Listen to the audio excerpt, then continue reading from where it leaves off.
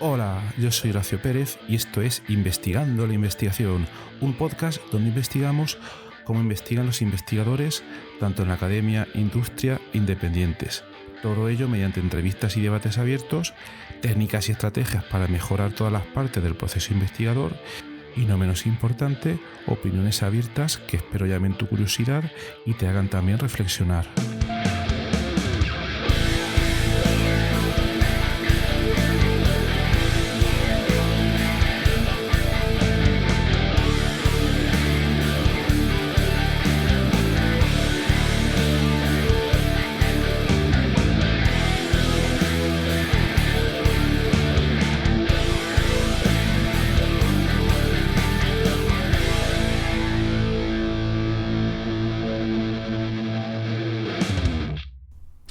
¿Sabías que el comportamiento que observamos en personas con trastorno del espectro autista, como mover repetidamente las manos, tiene funciones específicas y no es simplemente un acto involuntario?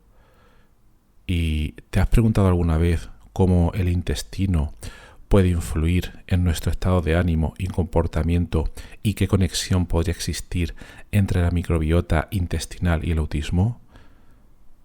Y por otra parte, ¿sabías que existen aplicaciones móviles que pueden ayudar a evaluar y entender mejor los comportamientos asociados al autismo, facilitando así tratamientos más personalizados y efectivos? Para dar respuesta a estas preguntas y otras, hoy tengo el placer de hablar con el doctor Agustín Ernesto Martínez González, profesor titular en el Departamento de Psicología Evolutiva y Didáctica de la Universidad de Alicante y un referente en los estudios de los trastornos del espectro autista. Entre muchos diversos temas que vamos a comentar, nos va a hablar de sus investigaciones en las siguientes áreas. Trastorno del espectro autista, que brevemente, para los que no lo conozcan, este término se refiere a una gama de condiciones marcadas por dificultades en la comunicación social y comportamientos repetitivos. Las manifestaciones del TEA varían ampliamente entre individuos y tenemos desde aquellos que necesitan mucho apoyo hasta otros que muestran habilidades excepcionales en áreas concretas. También comentaremos sobre el comportamiento estereotipado, que se refiere a acciones repetitivas, tales como aletear las manos o seguir rutinas estrictas, típicas en personas con TEA. Estos comportamientos pueden ayudar en la autorregulación en situaciones estresantes o también en la expresión de emociones. También cobra importancia la relación intestino-cerebro, que es una conexión vital tanto para la salud mental como física. A través de canales tales como el nervio vago, el intestino afecta nuestro estado de ánimo y comportamiento y se está investigando ahora mismo su impacto en trastornos como el TEA. Ahí la microbiota intestinal es muy importante y se refiere principalmente a un conjunto de microorganismos en el intestino que influyen en la digestión, la inmunidad y posiblemente también en la conducta. Lo que se sabe es que los desbalances en esa microbiota se podrían relacionar con trastornos neurológicos, incluido el TEA, y por tanto afectar a la percepción en general y la respuesta al entorno. Y por último también hablaremos sobre herramientas de evaluación en TEA, herramientas tales como aplicaciones móviles desarrolladas por Agustín, que para evaluar el TEA permiten medir comportamientos y adaptar los tratamientos en consecuencia. Estas tecnologías cobran mucha importancia ya que facilitan la personalización de las intervenciones y el seguimiento del progreso, lo cual permite mejorar bastante la accesibilidad y efectividad de dichos tratamientos. Bueno, pues sin más dilación vamos a dar paso a la conversación muy interesante con Agustín. Hola, bienvenidos a otro episodio del podcast Investigando la Investigación. Hoy tenemos el placer de tener como invitado a Agustín Ernesto Martínez González. Hola, Agustín, ¿qué tal? Hola, ¿qué tal, Horacio? Bueno, Bien, pues muy muchas gracias. Muchas gracias por haber aceptado la invitación a este programa, a este episodio. Voy a resumir brevemente la trayectoria de Agustín. Agustín es profesor titular en el Departamento de Psicología Evolutiva y Didáctica de la Universidad de Alicante y acumula una gran experiencia laboral en el ámbito tanto de docencia e investigación, tanto de la discapacidad como de la salud mental. Algunas de sus líneas de interés en investigación se centran en analizar tanto los factores beneficiosos para la salud en los niños y adolescentes y también los factores asociados a la conducta repetitiva en diversos trastornos mentales como puedan ser trastorno obsesivo-compulsivo y trastorno del espectro autista. Además, ha creado una aplicación de móvil que se llama Coread, que comentaremos más adelante, y que tiene una escala para el autismo. Y también, al mismo tiempo, él es director del grupo de investigación GINTA, no sé si lo he dicho bien, Sí. de la Universidad de Alicante, y es editor de la revista DCN, Revista de Discapacidad Clínica y Neurociencias. Entonces, bueno, una trayectoria muy, muy interesante. Agustín, si nos pudieras comentar así brevemente al principio cómo y cuándo decidiste dedicarte a la investigación y por qué te especializaste en este área. Realmente todo han sido casualidades que me han llevado a investigar el autismo, pero la primera pregunta es sobre investigación. Yo empecé a investigar casos N igual a 1, es decir, yo tenía una clínica de neuropsicología y en la evaluación inicial siempre hacíamos evaluaciones neuropsicológicas y psicológicas de las personas que venían a la consulta.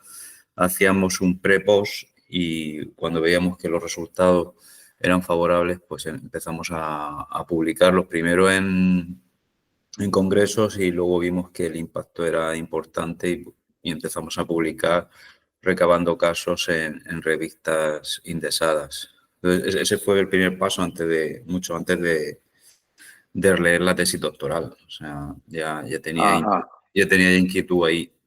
Y luego lo que me llevó a investigar el autismo fue un caso muy, muy peculiar de una chica de 18 años con un autismo severo, no tenía lenguaje y tenía un nivel de autolesiones muy grande. Era capaz de hacerse daño, pero grave hasta tener que llamar más de una vez al 112 y además había a veces en esa agresividad que ella tenía se manifestaba en rotura de material. Rompía puertas o incluso llegó a romper la tapadera, la tapa del VC del váter, que es de porcelana, lo llegó a romper de la fuerza que tenía, ¿no? Esa fuerza interior que no sabíamos qué es lo que le pasaba. Y yo ahí investigué más bien el comportamiento repetitivo en ella y veía muy similar un poco a las conductas que tiene la persona que tiene el trastorno obsesivo-compulsivo, pero llevado al extremo. Entonces ahí es donde fue cuando ya me decidí contactar con un autor del norte de California, Bob Fish, y entonces nos pusimos a hacer la validación de un instrumento que mide estas conductas, ¿no? Y a partir de ahí ya hice ya el cambio a centrarme más en el autismo y intentar saber qué es lo que le pasaba en el cerebro de estas personas que tienen estas características tan especiales. Ajá. Es ahí entonces, bueno, lo hemos comentado brevemente al principio, habéis desarrollado una aplicación de móvil, una aplicación que se llama Coread. ¿Esto está relacionado con ese caso o con tu línea de investigación o cómo se conectaría?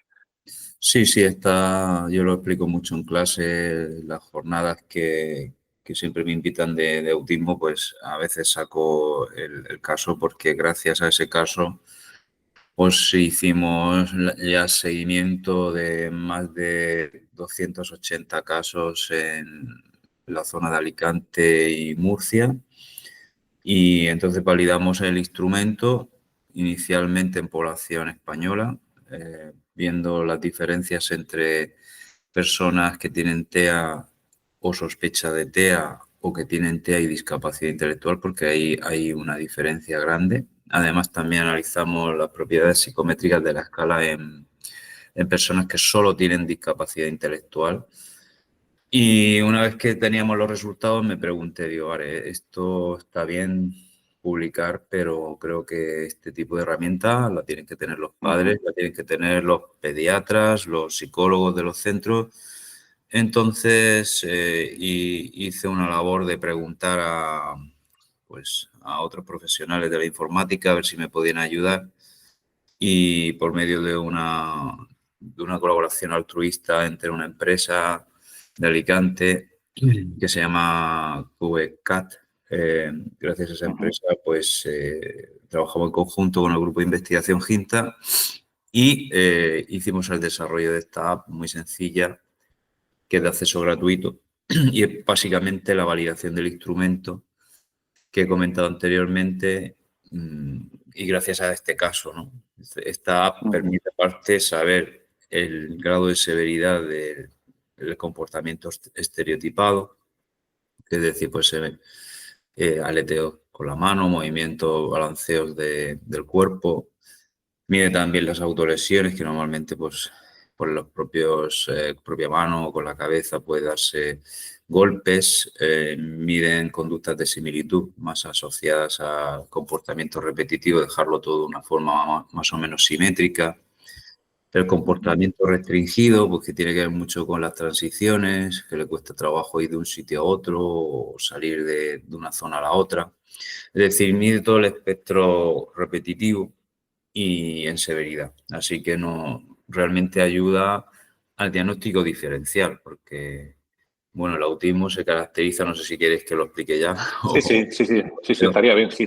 El autismo se caracteriza básicamente por dos grandes criterios. Uno es la dificultad que puedan tener en el lenguaje, en la comunicación, pero ojo, hay chicos y chicas que a lo mejor tienen un nivel más leve de autismo y perfectamente hablan y se comunican. Lo que pasa que en ese nivel suelen tener dificultades en comprender el lenguaje social, es decir, a lo mejor no entienden del todo el humor o tienen dificultades en las habilidades sociales, es decir, en iniciar una conversación, mantenerla, respetar el turno de palabra. Algunos, no todos, pueden tener una dificultad en la empatía emocional, es decir, ponerse en el lugar del otro. Pero todo esto es muy relativo. Como es un espectro y no hay ningún chico que sea 100% igual o chica, entonces hay que tenerlo con cautela. Cuando hablamos de autismo hay que tenerlo siempre con cautela. Y luego tenemos la otra parte, que es la que yo investigo más, que es el comportamiento repetitivo, que es todo lo anterior que he comentado. Sin una parte de los criterios diagnósticos no puedes decir que sea TEA, porque, claro, siempre podemos encontrar un niño o una niña que sea muy tímida, no tenga habilidades sociales, por eso no podemos decir que tenga un autismo. Claro. Es decir, necesita esa parte de comportamiento repetitivo. Y detrás de ese comportamiento repetitivo está realmente el mundo sensorial de la persona con autismo. Es decir, la persona con autismo tiene un nivel sensorial totalmente diferente a la población neurotípica, en el sentido que la literatura científica nos dice que hay alteraciones sensoriales. ¿Eso qué quiere decir?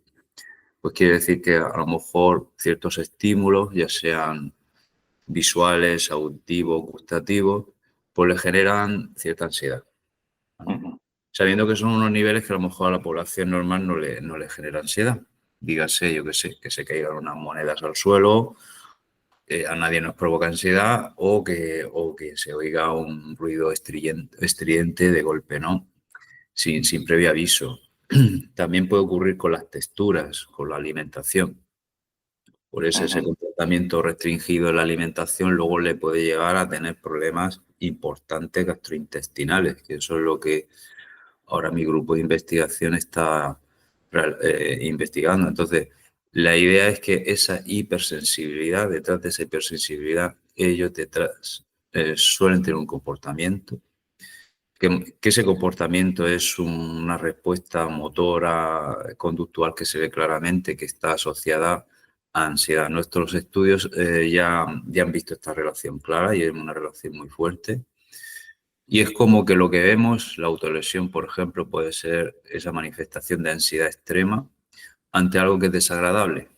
No sabemos, a veces no sabemos ni lo que es desagradable, es decir, porque no lo percibimos, Claro. y otras veces sí sabemos lo que es, porque ya no conocemos ya a nuestro hijo o a nuestra hija y sabemos realmente qué es lo que le hace que se altere. Ajá. Entonces, Aquí, esas dos esferas importantes, la comunicación y el comportamiento repetitivo. ajá. Y aquí una duda. En cuanto a este test que se realiza con la aplicación móvil, am, por curiosidad, ¿es un test que la propia persona realiza o que lo realiza alguien observando a la propia persona? Porque claro, en el ejemplo que has comentado de una persona que sea ligeramente tímida y que pueda tener TEA, entiendo que el test lo puede hacer la propia persona, pero una persona que tenga mayores problemas de comunicación no va a poder usar la aplicación móvil. No sé si la realiza un profesional clínico o un familiar, por curiosidad sobre cómo es este proceso. No, la mayoría de los test diagnósticos, y eso es una de las grandes limitaciones y un aspecto que se tiene que mejorar en la psicología a nivel también de la psicometría, es que la mayoría de las evaluaciones, cuando son cuestionarios, que son preguntas que se le hace normalmente a la familia, al cuidador principal o al profesional que está día a día con esa persona, independientemente del nivel. No es como si fuese una entrevista estructurada. ¿No? Vale. Se pregunta y entonces normalmente es el familiar. Cuando se hacen test de este tipo, pues es necesario corroborar, como pasa con el diagnóstico del TDAH, el trastorno de déficit y atención y hiperactividad, es necesario corroborar estos datos de la familia con más de un informante. Es decir, con personas que conozcan al chico, no puede ser un vecino que no lo conoce del Claro. todo, sino... Y a veces también tenemos diferencias que vemos también en el TDAH cuando los informantes son los padres, pero claro, si el padre o la madre está más tiempo fuera, pues va a tener otro punto de vista y no va a ser muy objetivo. Entonces, esto se le llama la consistencia interna del cuestionario a través de evaluación interjueces. Esta evaluación a nivel clínico es necesaria hacerla, es decir, saber cada uno si el percentil es similar. Yo a nivel clínico lo hago. Veo si la información de ambos, de la pareja o si el abuelo o últimamente más son los abuelos y lo Claro. que dice la madre, pues sí coincide. Cuestionarios que estén diseñados puramente para la persona que tiene TEA, en la literatura científica a día de hoy, por lo que yo sé, no hay ninguno que esté relacionado con el comportamiento repetitivo ni con el diagnóstico de TEA. Lo primero que habría que hacer, que esto es complicado, es hacer una adaptación de las preguntas a un lenguaje claro. Pero claro, tiene que ser un lenguaje claro. Quizá no necesariamente hay que poner pictogramas o medidas alternativas porque muchas de estas personas con TEA tienen capacidad de comprensión lectora, pero sí un lenguaje claro. Pero claro, ellos tienen tendencia a veces a ser demasiado lineales. Entonces, si pones un ejemplo, basta que ese ejemplo no le sea similar a su comportamiento y dice que no, que tiene ese problema, pero esto es una limitación porque a veces esa capacidad de razonamiento abstracto lo pueden tener un poquito limitada. Entonces, esto supone una serie de sesgos a la hora de hacer la investigación importante. El lenguaje claro de los ítems, la adaptación de los mismos, pero luego habría que pasar por un proceso de validación lingüística del test. ¿Eso qué quiere decir? Que habría que pasarlo a muchas personas con TEA de nivel 1 y evaluar también de forma, como hemos hecho antes con los padres, de evaluar los ítems para ver si esos ítems realmente miden lo que nosotros pretendemos que mida. Claro, esto es para hacer toda una investigación muy grande, supone tener un apoyo importante de muchos centros y también de una financiación, la cual Claro. a día de hoy pues no hay. Entonces, ¿qué es lo más sencillo? Pues lo que se ha hecho desde los años prácticamente 80, utilizar la entrevista a los padres, los cuestionarios y a los chicos, pues a las chicas a nivel clínico, pues se le puede hacer una entrevista semiestructurada o se puede pasar, si tenemos dudas de problemas cognitivos, test de tipo intelectual, ¿no? Para ver si tienen un CI más bajo, ¿no? Y a día de hoy es eso, pero es una línea muy interesante. Por ejemplo, en lo sensorial sería muy interesante a generar algún instrumento para, Ajá. Y para lo- ello. para ellos, claro. Y luego, por lo otro que comentabas, sobre la dificultad, bueno, uno de los problemas que has comentado es en las situaciones que les causan ansiedad, a veces no se sabe muy bien cuál puede ser el origen de esa ansiedad. Ujú. Supongo que para, no sé, para casos donde la persona se puede expresar con mayor facilidad, quizás a lo mejor puede decir, pues mira, me causa ansiedad ese ruido que estoy oyendo o esas luces, etcétera. Pero claro, Sí. en otros casos donde la persona no puede verbalizar, es muy difícil. Entonces, por preguntarte si se han desarrollado algunas técnicas tipo, no sé, se me ocurre electroencefalografía o alguna técnica instrumental que permita añadir algún indicio de qué es lo que le, digamos, inquieta a estas personas. Sí, entiendo perfectamente. Mira, e- en, en relación a lo sensorial, comportamiento repetitivo, ansiedad y otros síntomas más internos, los externos a veces son complicados de detectar, pero los internos estamos desarrollando ya instrumentos que nos permiten saber un poquito más. Internos como que, como la sensación de dolor, tener dolor Ujú, abdominal, tener síntomas gastrointestinales como estreñimiento, diarrea. Esto a ujú, través de la práctica clínica yo también lo he visto cuando he estado, yo en mi origen, aparte de la clínica, estaba dando servicios de psicólogo en una residencia de personas con autismo y discapacidad y también viví la experiencia de chicos que tenían estreñimiento, que tenían mucha severidad en las autolesiones asociadas mucho a la dificultad de hacer sus necesidades ujú. y bueno, esto era una constante batalla, no sabíamos ya qué hacer, ¿no? Entonces Ya. eso es un aspecto interno que vimos y que nosotros en el desarrollo de otro instrumento que hemos validado recientemente y que también estamos pensando, bueno, estamos desarrollando ya una aplicación móvil para medir la severidad de los síntomas gastrointestinales, por un lado, las reacciones sensoriales que pueda tener el chico o chica con TEA Ujú, y por otro lado el dolor, son estas tres variables las que vamos a incluir como factores que están asociadas con el llamado eje intestino-cerebro, ¿no?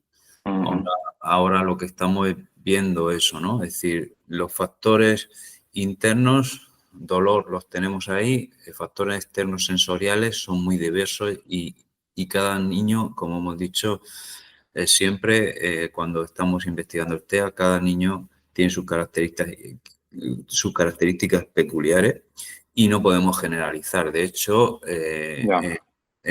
futuros estudios lo que tienen que hacer es averiguar los perfiles sensoriales. Es decir, que una niña que tenga TEA, dependiendo del periodo evolutivo, la edad que tenga, tendrá un perfil sensorial que irá cambiando a lo largo de los años.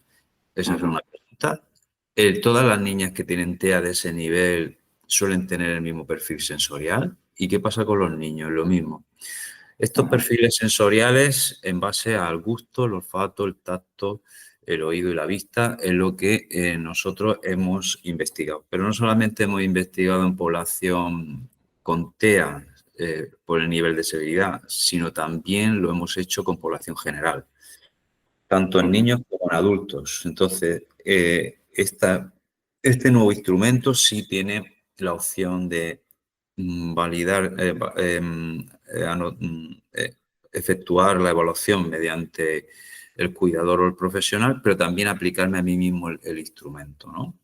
Entonces, una persona que tiene Asperger, por ejemplo, podría hacer el modo autoevaluación, porque el lenguaje es accesible, y podría también tener ese perfil sensorial de él mismo y saber hasta qué punto pues, una cosa, un estímulo le es más propenso a ponerse nervioso y cuál no.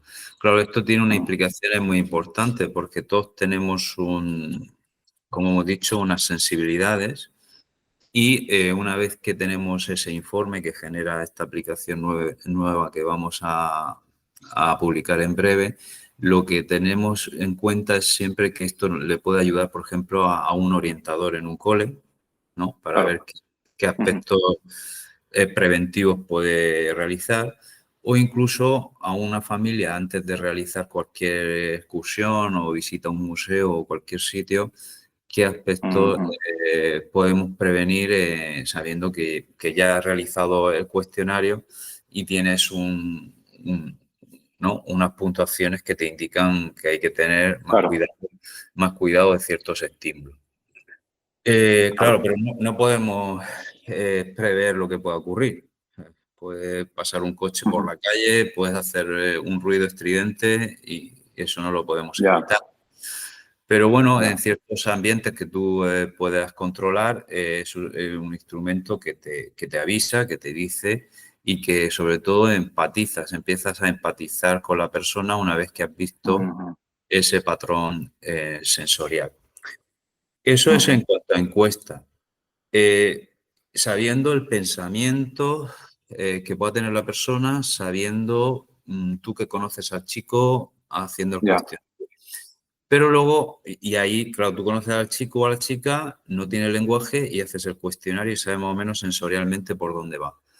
Pero luego tenemos, como tú has dicho muy bien, otro tipo de medidas que miden la respuesta psicofisiológica.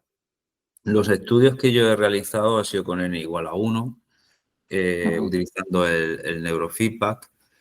Y pues sí me encontraba, yo lo he utilizado mucho a nivel clínico porque teníamos casos que anticipaban eventos y cada vez que anticipaban eventos esa semana era terrible, es decir, tenían unos niveles de ansiedad desproporcionados y normalmente generaban heteroagresividad en los cuidadores, en otros usuarios del centro.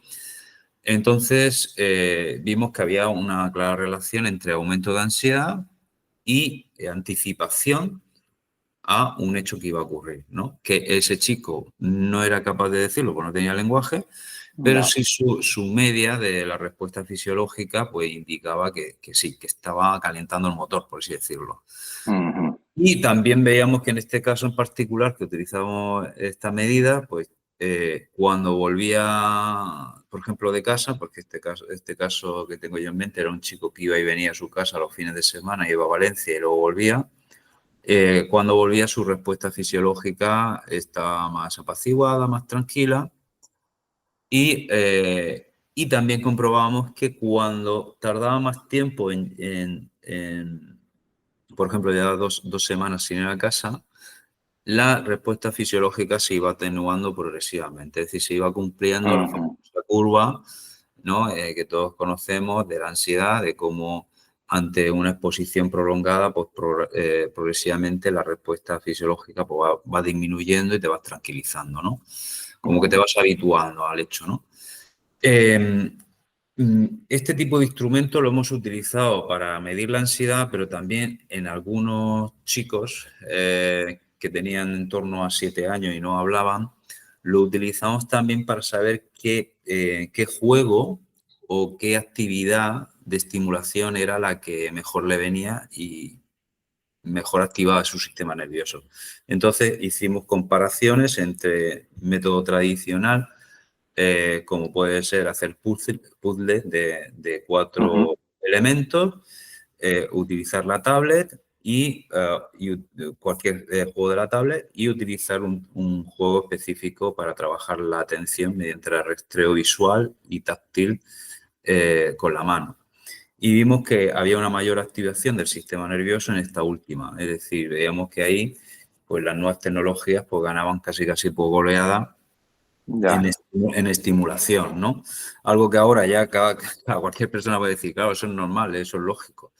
Ya, ya, pero una persona que está trabajando con este tipo de personas tiene un montón de recursos, no sabe cuál le puede funcionar mejor. claro. Entonces, veíamos que con estas medidas neurofisiológicas, pues nos ayudan bastante incluso a diseñar una intervención más centrada a la neuroeducación, por ejemplo. Y Ujú, yo creo que todos estos instrumentos de evaluación nos pueden servir en cierta medida para programar intervenciones. Es decir, uno no anula al otro y es ujú, bastante integrador. Lo importante es que el profesional tenga esa visión integradora, es decir, que se forme tanto en neurociencia como en lo que es la aplicación de instrumentos. Eso es vital, ujú. vital para poder intentar tener muchos puntos de vista. Claro, claro. Bueno, comentar para la audiencia de que luego en las notas del episodio pondré toda la información, todos los enlaces acerca del grupo de investigación de Agustín, la aplicación móvil que está comentando y para poder contactarle si queréis aumentar más información. Ahora quería preguntarle a Agustín, ha nombrado antes el eje intestino-cerebro. Si pudieras explicar un poco más lo que es y cómo estaría esto relacionado con el caso del autismo. Bueno, realmente todos tenemos este eje intestino-cerebro. Hasta hace bien poco la moda estaba, entre comillas, en todo lo relacionado con el cerebro, ¿no? Ahora hay un aumento exponencial de personas que incluso no se dedican a la investigación, que están escribiendo libros sobre el segundo cerebro, es decir, el Mm, intestino. Todos sabemos muy bien que cuando estamos nerviosos, donde más se nos centra la ansiedad, no por así decirlo, el estómago. Todos sabemos ya. cuando estamos de mal humor que es más probable que estemos de mal humor cuando no comemos. Es Mm, decir, que el estómago sí tiene una parte importante. Hasta ahora no se le había dado importancia. Cuando estudiábamos en la universidad, pues veíamos que sí, pues teníamos el sistema nervioso central, solo se hablaba del sistema nervioso central. Se decía que, claro, hay una comunicación mediante los haces a nivel simpático y parasimpático que se ramificaban a diferentes partes del cuerpo, la musculatura, pero también al estómago, pero no se hablaba de qué es lo que pasa en nuestro intestino. Entonces, yo realmente al principio era muy escéptico. ujú, Cuando me pasé a investigar esta área, tenía un escepticismo enorme, sí, porque claro, siempre he tenido la visión el TEA es un trastorno del neurodesarrollo y como tal ya había estudiado y había hecho varios estudios de la diferencia a nivel de neuroimagen incluso entre TEA y TOC. Entonces, no le veía todavía mucho sentido al tema de la microbiota, al tema de las bacterias que puedan estar implicadas o no en un cambio de comportamiento. Hasta qué punto ujú, un microorganismo pues, puede influirnos tanto en nuestro comportamiento, ¿no? ya, Fue por ello que, para resolver mi propia duda, decidí empezar a hacer estudios de revisión sistemática. Entonces veía que pues, parecía haber un consenso dentro de lo que es la investigación en microbiología, de que había ciertas bacterias que estaban como más abundantes. Eh, yo en esa revisión inicial pues veía muchas limitaciones en los estudios. Primero veía que había poblaciones muy pequeñas, los participantes eran ya, 15, 20, muy pequeñas muestras. Veía que no estaban clasificados, es decir, se notaba que eran biólogos, pero no había un psicólogo detrás para analizar la severidad del TEA. Muchos de ellos no ujú, tenían, no sé, había mucho sesgo.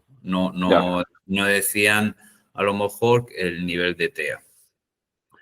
Y, y bueno, pues luego simplemente hablaban de abundancias, es decir, de cantidad de bacterias que hay más o menos, ¿no? Pero hay millones y millones de bacterias Esto está dividido en filos, como familias, son filos, género y especies, y a día de hoy no paran de descubrir nuevas especies, es decir, los nietos de los abuelos siguen saliendo netos y suelen saliendo de personas que le ponen un nombre al nieto. Entonces,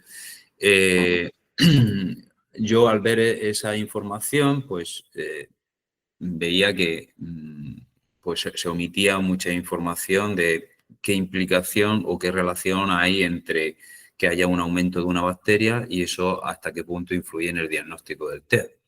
Es decir, ver si había realmente una causalidad, no es posible, pero porque eso es difícil en ciencia, pero dime por lo menos si hay una relación. Al menos hacer un análisis de relación, es decir, a mayor número de bacterias X, mayor severidad del comportamiento repetitivo o dificultad de la comunicación. Entonces, no veía esa sinergia o esa relación entre psicología y biología, simplemente había biología. Luego decidí investigar más sobre los síntomas gastrointestinales y veía que ahí sí hacían esas relaciones con escalas. Algunas de ellas no están validadas, es decir, han utilizado la escala de Adam, por ejemplo, la GSI, es un índice que te da yo la he utilizado en mis investigaciones, pero no es un instrumento validado, porque tampoco en medicina a veces se dedican a esto. Es decir, que alguien decide inventar una escala, pero no la analiza psicométricamente, no ve las diferencias entre sexo, edad de desarrollo y ni siquiera entre diferentes trastornos del neurodesarrollo y población neurotípica, pero ahí está, alguien la desarrolla y la utiliza. Es algo que es común en ciertas disciplinas. En la psicología no, pues son bastante de utilizar la psicometría, pero la medicina a veces adolece de esta déficit. Entonces, veía que había este tipo de instrumentos y, pues según otros autores, pues sí, había un entorno de entre el 40 y el 70% de las personas que tienen TEA que tienen síntomas gastrointestinales. No te dicen que sea la causa del TEA, los síntomas intestinales, ni viceversa, solo es un dato descriptivo. Que estos chicos pues tienen estos síntomas. Entonces, síntomas de estreñimiento sobre todo, síntomas de diarrea en menor medida y de dolor abdominal. Como el dolor abdominal y el estreñimiento están muy relacionados. Entonces, a partir de ahí yo ya dije, bueno, puede ser que tenga relación el que tú tengas un síntoma gastrointestinal con el hecho de que tengas un problema en tu microbiota, ¿no? Entonces tenemos por un lado el síntoma de dolor, el niño dice que tiene dolor o se toca la barriga, y por otro lado que le cuesta, tú lo ves conductualmente, que le cuesta hacer de sus necesidades, tarda mucho en salir del baño, salen las heces muy duras, incluso con sangre, y entonces tú ahí te das cuenta cómo eso afecta emocionalmente. Ahí entramos en la relación cerebro-intestino, es decir, emociones, por un lado, cerebro, por otro lado, qué tengo yo en el intestino, cómo salen las deposiciones, cómo la microbiología de esas deposiciones, porque el microbiólogo lo que hace es analizar esas heces y ver qué cantidad de bacterias hay ahí, ¿no? Claro, detrás de esto está la comunicación entre intestino y cerebro a través del llamado sistema nervioso entérico. Ese sistema nervioso entérico que a través del nervio vago o incluso se comunica directamente con el sistema límbico, que es donde están nuestras emociones, donde está la ansiedad, donde están la alegría, donde están los recuerdos, donde están muchos de los aspectos emocionales de nuestro ser. Haciendo un inciso, las personas que tienen TEA, cuando se hacen estudios de metaanálisis, pues se ha evidenciado que en el hemisferio derecho, que es donde está más la creatividad y otros aspectos, es concretamente en la amígdala y en zonas del hipocampo, que es donde está la memoria. Amígdala están las emociones, pues ha encontrado en resonancia magnética nuclear que hay una un cambio anatómico importante respecto a las personas que no tienen TEA. Entonces, vemos cómo anatómicamente hay alguna diferencia y vemos que también en la microbiota, ¿qué es lo que pasa? Pues la microbiota hicimos un estudio que nos duró 5 años de recopilación de datos de unos 1.000 sujetos, de unas 1.000 personas con TEA. Y en este estudio de metaanálisis encontramos que había una disminución de una bacteria importante en el neurodesarrollo, que es el Bifidobacterium. El Bifidobacterium es una de las primeras, en el primer mes de vida, es la bacteria que más abundante tenemos al nacer. Gracias, en principio, por toda la lactancia materna, por todo el aporte que nos da nuestra madre por medio de esa lactancia materna. Además, es un protector muy importante a la hora de prevenir los síntomas gastrointestinales. Claro, al ver este dato de que hay esta bacteria tan importante, estaba disminuida, es decir, hay una disbiosis, eso se llama disbiosis en medicina, es una alteración, pues ahí es donde yo ya dije, bueno, pues parece ser que este puede ser un biomarcador que pueda influir. No hay una relación clara, pero ahí existe esto. Entonces tenemos, por un lado, datos de neuroimagen, que ya lo he dicho anteriormente, datos, por otro lado, de este posible biomarcador. En un estudio que hemos realizado recientemente de revisión sistemática, hemos encontrado que efectivamente de los 11 estudios con inteligencia artificial, hemos encontrado que hay 4 o 5, si no recuerdo mal, que coinciden en encontrar que el Bifidobacterium está disminuido. Es decir, que parece ser que hay una coincidencia tanto en estudios realizados por humanos como realizados por la inteligencia artificial. Y se supone, perdón, Agustín, que son estudios que se han realizado de manera totalmente independiente por diferentes grupos, laboratorios, o son por los mismos investigadores. Supongo que son distintos, ¿no?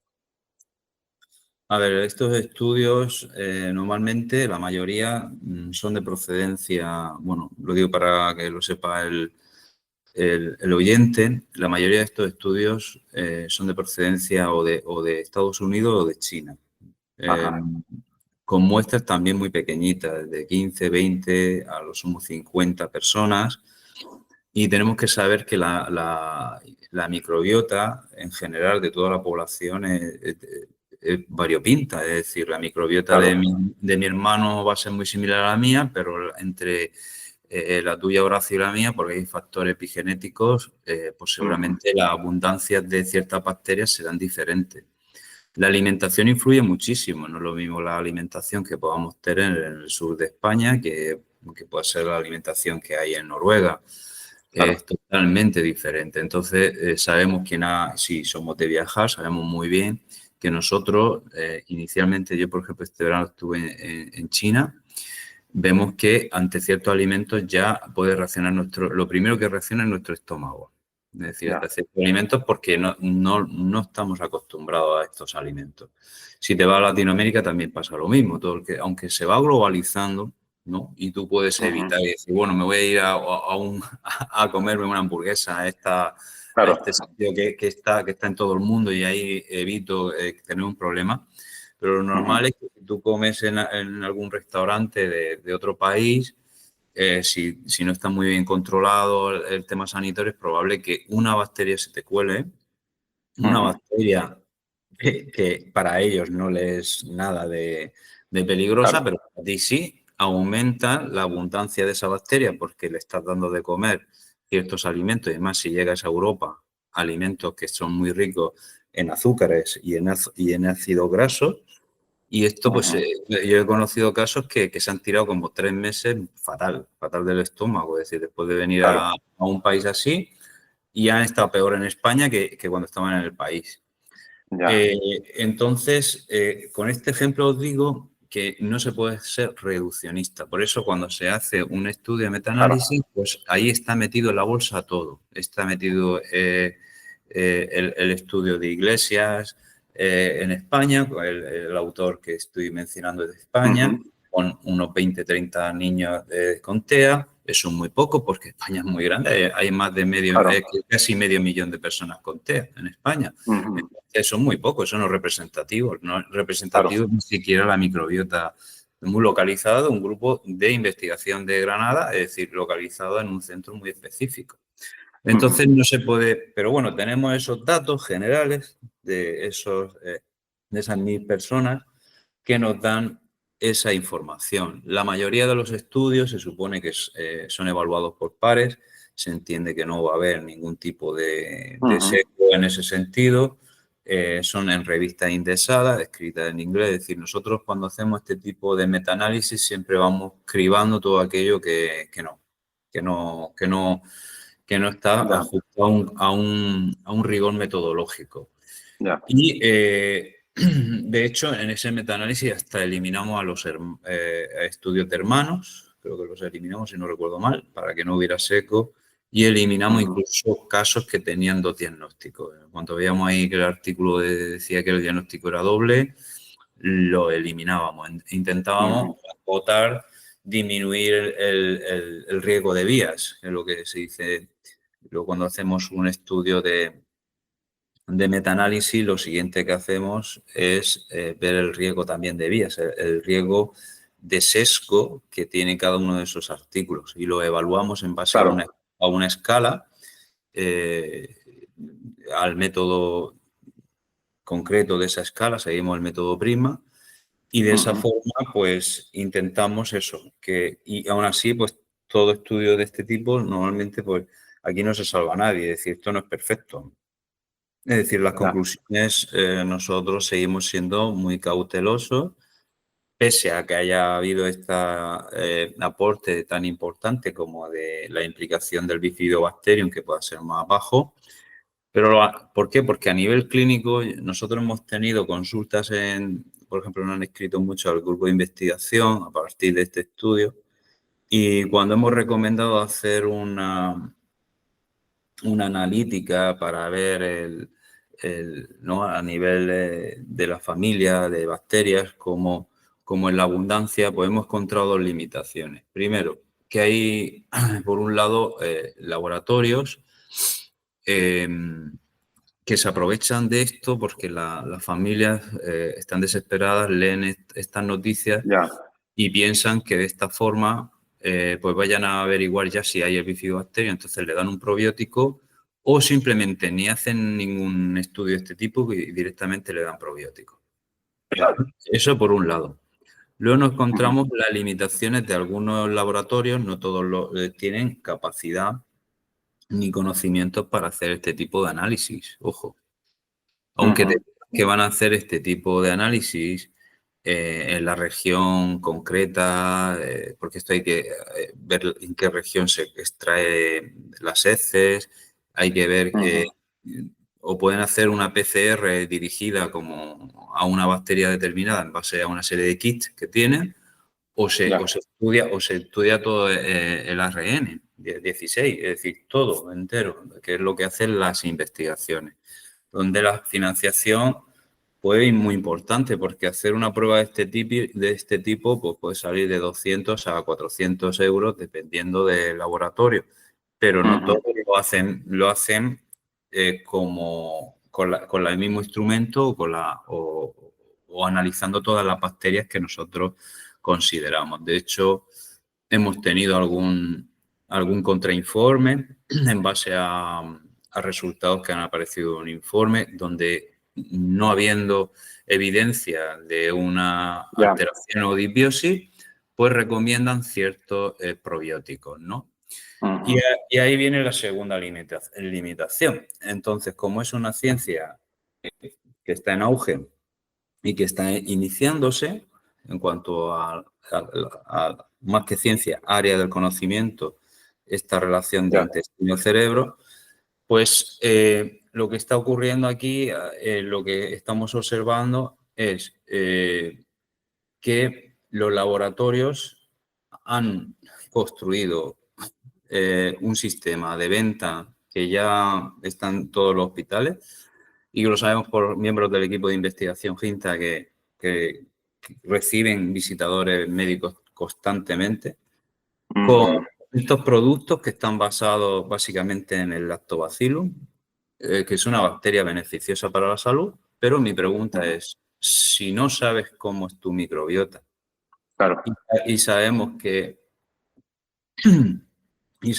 hay ciertas bacterias que son perjudiciales y otras beneficiosas, ¿por qué incluyen más, más cantidad de estas bacterias? Esto, ¿qué repercusiones puede tener en tu organismo? Es decir, y luego, ¿qué evidencia científica tiene que ese mismo probiótico te valga para todo? Te va a valer para la ansiedad, para la depresión y para la TEA. O sea, ¿dónde está el estudio piloto? ¿Dónde está el estudio real con grupo control? No ha habido realmente una investigación. Nosotros diríamos, sería nuestra propuesta, cuando vimos lo del Bifidobacterium, lo primero que pensamos fue, digo, pues lo lógico sería hacer un probiótico solo con esta bacteria, ¿no? Eso es lo que pensamos. De hecho, hicimos una propuesta, la enviamos a la Revista Española de Nutrición. Sin embargo, la mayoría de los probióticos tienen o Lactobacillum solo, con diferentes especies, o hay Bifidobacterium, pero en pequeña, o sea, en cantidad de densidad de número de bacterias más pequeña o igual que el Lactobacillus. Entonces no entendemos muy bien la norma de esto y tampoco entendemos realmente el que se esté jugando con las cantidades, porque de hecho dentro de nuestro equipo tampoco tenemos claro que esa sea la solución. Es decir, la solución sería hacer tratamientos lo más ecológicos posible y basados en la evidencia si realmente tú tienes esta alteración en la microbiota. Es decir, primero, como he dicho anteriormente, ¿qué laboratorio te puede hacer un buen análisis? Y si se ve que no tienes el Bifidobacterium bajo, pues no hace falta incluir el Bifidobacterium porque ya está bien, ¿me entiendes?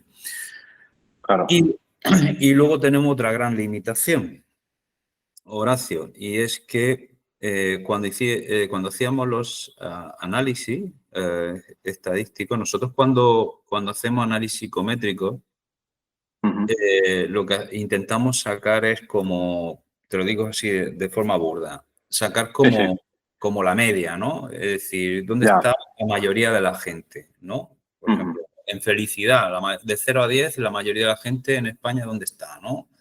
En 6,5, ¿no? Esa es la media, pero siempre hay como una desviación típica, por arriba y por abajo. Y a partir de ahí, pues en la famosa curva de Gauss, pues tú sabes dónde está la mayoría, ¿no? Pues este dato no lo tenemos. Entonces, nosotros no tenemos el dato de la media de abundancia en diferentes filos, géneros y especies de cada una de las bacterias. Simplemente tenemos un dato absoluto de la cantidad de bacterias, pero no hay una media y desviación típica. Es decir, no se ha hecho eso porque ellos no hacen, o sea, la metodología de la microbiología no funciona así. Entonces, esto es una gran limitación porque ellos en los laboratorios lo que hacen es lo siguiente. Se van a la abundancia de un estudio que a lo mejor es chino, es de 50 personas, ven que la abundancia, te lo explico así sencillo, es un 7. Para que tú tengas una alteración tienes que tener menos de 7, pero lo has comparado con un grupo chino y tú tienes un 5. Entonces dices, bueno, pues entonces tienes aquí una alteración. ¿Entiendes? Entonces estamos un poco también basándonos en el desconocimiento o no de ciertos laboratorios, porque yo en los informes que he visto algunos, pues me daba hasta risa de ver en qué se fundamentaban para decir que había una disbiosis o una alteración.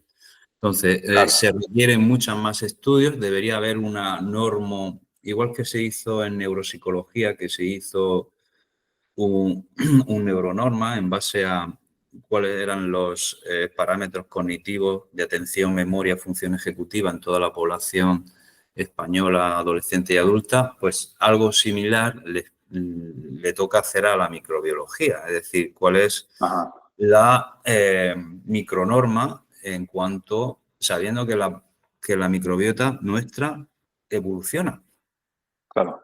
Igual que evolucionan emociones, también evoluciona. Es decir, que hay bacterias que cuando nosotros nos vamos haciendo viejos van desapareciendo. Una de ellas es el Bifidobacterium. Claro. Pues aquí quería preguntarte una duda, antes de que se me olvide.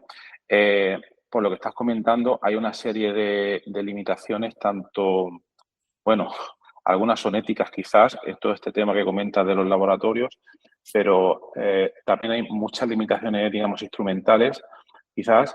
Entonces, por preguntarte si a mí me da la impresión de que no, si este es un problema que aparentemente que las grandes farmacéuticas, con todos los recursos que deben tener, con toda la instrumentación avanzada que tienen, etcétera, me da la impresión de que no están tratando. Y bueno, me sorprende un poco por la gran cantidad de población que por desgracia hay con este tipo de problemas.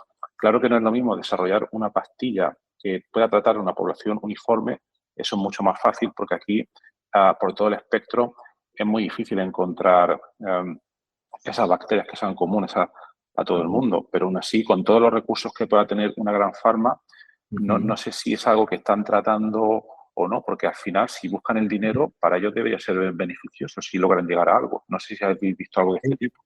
Las grandes farmacéuticas o no son farmacéuticas, son empresas que ya se dedican a hacer compuestos de tipo probiótico, ya están enteradas o sea, ellos tienen su equipo ahí de revisión de como a la literatura y ellos ya se aprovechan, en cierta medida no van a hacer los ensayos, se aprovechan de, bueno, pues como dicen que es el Bifidobacterium, pues añado el Bifidobacterium. El tema es Vale. cómo genero yo, cómo cultivo el Bifidobacterium, porque es una de las bacterias que antes se muere, cómo la mantengo. Y luego miran qué especie de las tantas que hay, cuál de ellas, pues el hongo. Venga, el hongo es la que más me sobrevive en una cápsula, pues esta. ¿Entiendes? Entonces, funcionan aparentemente así. De hecho, si te metes en Google, ya a raíz de básicamente de lo que se ha estado evidenciando últimamente, en estos últimos, diríamos, 6 años, ya hay probióticos que ya incluyen el bifidobacterium, incluso hay probióticos que solo tienen bifidobacterium. Es decir, ya se han empapado un poco de la literatura y simplemente pues, han desarrollado el probiótico. Yo te puedo decir que contacté con algunas empresas para hacer ensayos, pero ni ha habido una respuesta. Ni ha habido una respuesta. ¿Entiende? Entonces, pues eso indica pues que no hay un interés en hacer ensayos clínicos. Sabemos, yo soy máximo defensor de los ensayos clínicos. Sabemos muy bien lo que ha pasado con este gran virus, entre comillas, que hemos tenido, donde ahora se ha evidenciado que no han hecho ni ensayos clínicos. Todo el que es investigador sabe lo costoso que es hacer eso temporalmente y a veces no se encuentran resultados. Entonces, es lógico que una empresa que va a querer conseguir una prioridad, su prioridad más bien la económica, pues que no dedique 4 años a la investigación. Para el más sencillo, pues ahora que es el momento, pone el producto y bueno, y ya se verá. Como se supone que son bacterias beneficiosas, va a haber menos efectos adversos, se supone. Es decir, no es, se supone, pero es que esto no lo sabemos. A lo mejor dentro de 10 años se evidencia que estas bacterias con otros factores pueden determinar ciertos problemas. Yo sé por personas que han sentido, por ejemplo, hinchazón después de tomar esa bacteria y esas personas me dijeron, algunas de ellas me dijeron, ¿esto es beneficioso o no es? Digo, teóricamente no sabemos qué efectos secundarios tiene. Eso es para hacer Claro, otro estudio. Pero luego otro estudio, claro. claro, hemos encontrado eso, que pues he notado que tengo problemas de sueño y que se me hincha la barriga. Digo, pues deja de tomarlo. Ujú. Es decir, es que Claro, no... claro. Totalmente, totalmente. Bueno, pues nada, Agustín, no queremos abusar más de tu tiempo, que nos hemos ido un poco de lo que teníamos planeado. La verdad que considero que es un trabajo súper interesante el que estáis haciendo. Pondré, como he comentado antes, en la nota del programa la información a los trabajos que Agustín ha mencionado en este episodio. Y nada, pues os deseo, pues nada, mucha paciencia y también mucho éxito en vuestras investigaciones, que es necesario y podría ayudar a muchísima gente. Y muchas gracias por haberte pasado hoy por el podcast. Pues encantado de la colaboración y cualquier duda pueden escribirme por correo y encantado podré también dar mi consejo. Perfecto, Agustín. Pues muchísimas gracias y hasta la próxima. Hasta la próxima.